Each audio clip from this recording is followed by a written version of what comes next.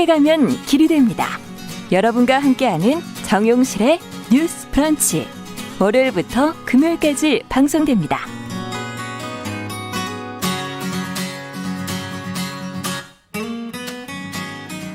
네, 정용실의 뉴스 브런치 듣고 계신 지금 시각 10시 44분 향해 가고 있습니다.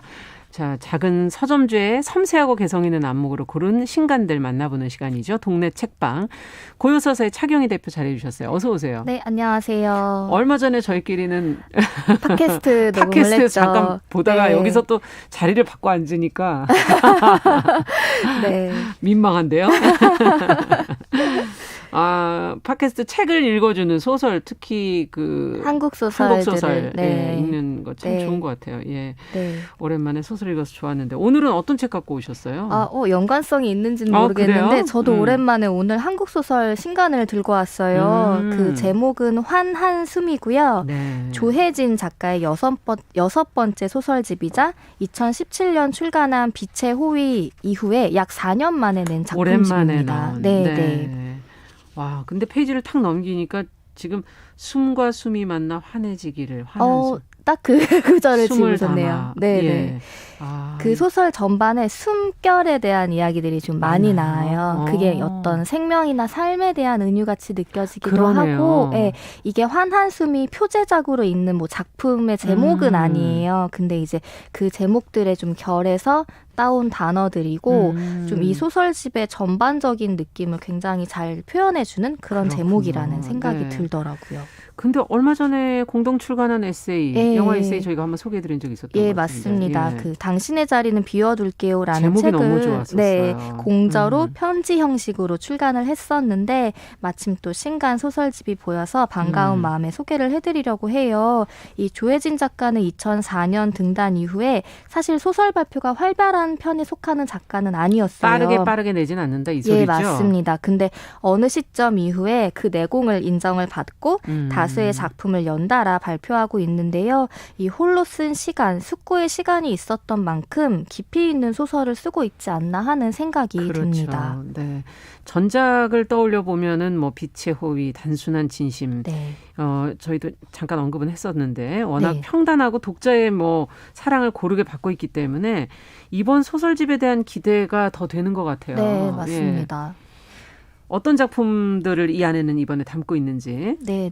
그 이번 소설집 환한 숨에는 총 9편의 소설이 담겨 있는데요. 네. 그 책 크기는 작지만 적지 않은 분량이에요. 그 제일 마지막에 실린 작품 물레라는 작품을 제외하면은 2016년 여름부터 2020년 가을까지 발표한 작품들이 실려 있고요. 네. 다양한 이야기를 다루고 있는데 뭐 그 2019년에 김승옥 문학상을 받은 환한 나무 꼭대기라고 제일 첫 번째에 실려 있는 그러네요. 소설 경우에는 그 호스피스 병동에서 친구의 마지막을 간호한 뒤 그의 유언에 따라 홍천으로 혼자 내려간 여성의 이야기를 굉장히 섬세한 문장과 장면 묘사로 담아내고 있어요. 근데 이 소설 같은 경우에는 홀로 나이 들어가는 중년의 여성이 뭐 건강에 문제가 있거나 그건 아닌데도 남은 생을 어떻게 하면은 좀 살아갈지 삶과 죽음 사이에서 겪는 그런 막막한 형언하기 힘든 고요한 감정들을 굉장히 아름답게 그려낸 작품입니다. 읽어보고 싶네요. 예. 네, 약간 굉장히 여러 나이대의 등장인물들이 나오는 소설집이어서 어느 한 인물의 이상에는 공감을 할 수 있겠다라는 그렇겠네요. 생각이 들더라고요. 예. 그 다른 작품들도 이와 비슷한 태도들을 지녔는데요. 예를 들어 정권의 탄압에 해고된 선배들이 복직 시위를 하는 시기에 이 언론사에 입사해서 기자로서의 이상과 현실적 문제 사이에서 고민하는 신입 기자의 이야기가 등장한다든가 이 현장 실습을 나간 공장 3층에서 제자가 떨어져서 의식을 잃은 사고를 당해요. 근데 이게 사고인지 아닌지에 대한 좀 의견들이 있는데 그 학생의 사고를 좀 억울함을 풀어줘야 하는 입장에서 자신의 계약이 만료되어서 더 이상 무언가를 할 수 없는 비정규직 교사의 이야기가 나온다던가 이런 뭐 선명하게 옳다 그르다를 우리가 나눌 수 없는 윤리적 갈등 상황에 고뇌하는 사람들의 이야기들이 담겨 있습니다. 네. 근데 사실 예전에는 소설 속에서 이런 것들이 너무나 명백하게 흑백 논리로 맞아요. 구분되어져서 네. 저희가 한쪽으로 서서 소설을 읽게 되는데 사실은 현실적이지 않죠. 현실이라는 건 이렇게 네. 모호한 네. 게 더 현실적인 게 아닌가 이런 생각도 들고 네. 하지만 그 안에 메시지는 네. 그렇기 때문에 정말 어떻게 해야 할까 네. 하는 부분에 더 어려움 예. 그리고 또 막막한 약간 우울한 그런 느낌 네. 그런 게 있을 것 같아요. 네, 맞습니다. 저희가 소설을 읽다 보면 어느 한 인물의 편을 들게 되잖아요. 네. 근데 조혜진 작가의 소설은 어느 쪽의 편도 쉽게 들지 못하는 그런 상황들을 이제 만들어 놓고 그거를 네. 근데 굉장히 잘 섬세하게 표현을 해요. 그리고 이제 소개해드린 내용만 보면 약간 읽고 나면 우울해질 것 같은 느낌이 들 수도 있는데 물론 이 소설들을 즐겁거나 편안한 마음으로 읽을 수 있는 건 아니에요. 하지만 이 책의 제목이 환한 숨인 것처럼 이 책은 어둡고 막막한 상황에서도 그래도 환한 쪽을 향해 힘겹게 좀 나아가려고 하는 사람들의 이야기라는 생각이 들더라고요.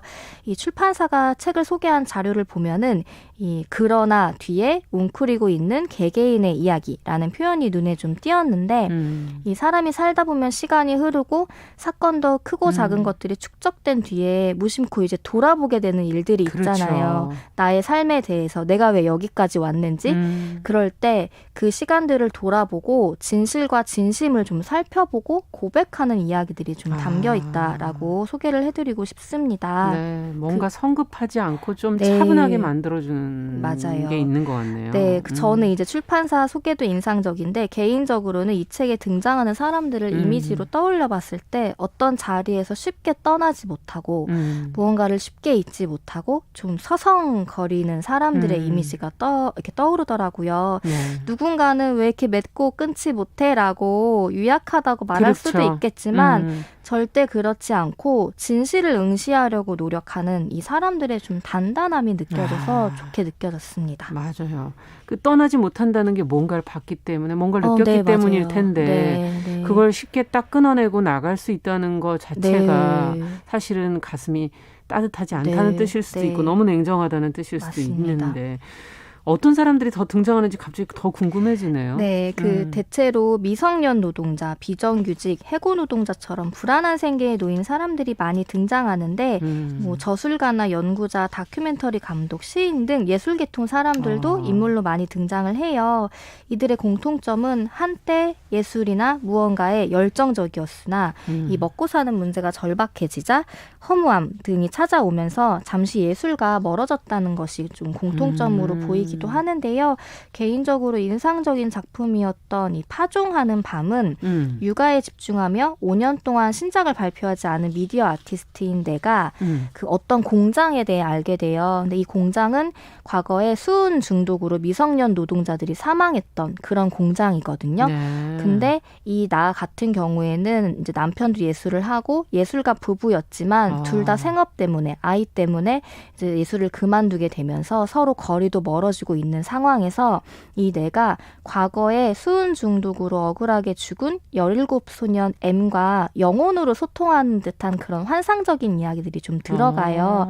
근데 그 상징도 그 방치된 공장에 놓인 오래된 초록색 공중전화에서 이 M이 자신에게 전화를 거는 것 같은 식으로 묘사가 되는데 굉장히 그런 묘사들이 아름답기도 하고 그리고 또 나 스스로가 다시 작품을 통해 무언가를 말하고 싶은 떠나간 사람들에 대한 이야기를 계속 하고 싶다는 사실을 다른 사람들에게는 말하지 못해도 나 자신에게는 숨길 수 없는 그렇죠. 그런 마음에 대한 이야기들을 다루고 있어서 좀 뭐 안타까운 노동자의 실제 이제 인물을 모티브로 했기도 했고 그런 이야기나 낙담한 현재의 여성 예술가와 이야기를 연결시키는 그런 것들이 좀 돋보이기도 합니다. 네, 예술가라는 게 우리 사회에서 이런 측면에서 네. 존재의 필요성이 있구나 하는 걸 다시 한번 또 느끼게 되는데요. 네, 맞습니다. 어쨌든 사회 곳곳의 어떤 문제들, 네. 예민한 문제들을 네, 잘 네. 보고 있는 것 같아요. 네, 그 하나 또 소개해드리자면 높고 느린 용서라는 작품도 그래요. 저는 처음에 이거를 발표 당시 읽었을 때는 문제작이 되지 않을까 싶은 생각이 들었거든요. 이 소설의 주인공이라 할 수 있는 자매인 효진과 경진은 아버지가 8년 전 실종됐는데요. 네. 사실상 실종이 아니라 증발 잠적에 가까운 상태예요. 어디를 갔는지 전혀 알 수가 없는 네, 거군요. 쪽지만 남기고 떠났는데 근데 문자만 남기고 이 대학 교수였던 아버지는 친한 제자였던 Y씨가 추행 사실을 이제 공론화하게 되면서 사라져버린 거예요. 두 딸에게도 아무 말도 남기지 않고 네. 근데 이제 남겨진 두 딸은 주변의 시선이나 경제적 어려움을 감내하며 살 수밖에 없었고 예. 그런데 이제 어렸던 동생 경진이 커서 프로포즈를 받게 되는데 아버지 일 때문에 결혼을 망설이는 거예요. 자기가 자식을 낳아도 되는 건지 막 이런 생각도 하고 그러자 언니 효진이 피해자 Y씨에게 연락을 취해서 아버지를 용서하거나 아니면 적어도 동생에게 용기를 달라는 부탁을 하는 좀 파격적인 내용입니다.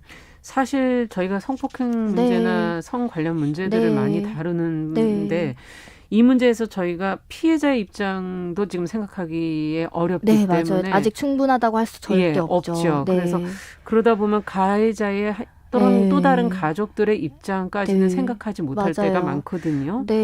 이거는 참 좀 시도해보기 어려운 부분이 아닌가 이런 생각도 드네요. 더 의외였던 게 특히나 소설을 통해 그 안의 인물들조차 누군가에게 상처 주기를 절대 원하지 않는 이야기를 그려내는 작가인데도 불구하고 직접적으로 피해자에게 쓴 이제 메일에서 용서라든가 용기라는 단어를 직접적으로 언급하는 거가 어떤 면에서는 좀 용감하다는 생각도 들었어요. 근데 물론 소설을 읽어보시면 잘 아시겠지만 이들의 행동이 절대 모렴치로 비춰지지는 않아요. 근데 이제 최근에 여전히 이어지고 있는 뭐 추행이라던가 위력 행사에 의한 일들을 겪고 있는 상황에서 이 피해자의 목소리도 물론 이메일로 다 충분히 드러나긴 하지만 이 소설에 사실 굉장히 첨예한 이야기잖아요. 그래서 그렇죠. 이 짧은 말로 소개를 해드리면 오해를 하실 수 있는 부분들이 있어서 관심이 있는 분들은 찾아서 읽어보시면 좋겠다라는 생각이 듭니다. 이게 피해자와 가해자 두 사람의 어떤 인간적인 문제로 푼다면 이렇게 또 좀 풀릴 수 있는 부분도 있지 않을까 하는 생각도 들기도 하네요. 예. 자, 조혜진 작가의 소설집 한한숨 끝으로 한 말씀 해주신다면? 마지막에 실린 물레라는 작품은 자전적 이야기예요. 아마 작가의 작품 세계를 이해하는데 조금 도움이 되지 않을까 싶습니다. 꼭 챙겨서 읽어보셔야 되겠네요. 오늘 동네 책방 고요서사의 차경희 대표와 함께 조혜진 작가의 한한숨 같이 읽어봤습니다. 감사합니다. 네, 고맙습니다. 네, 정용실의 뉴스 브런치 목요일 순서도 같이 인사드릴게요. 저는 내일 오전 10시 5분에 다시 뵙겠습니다. 감사합니다.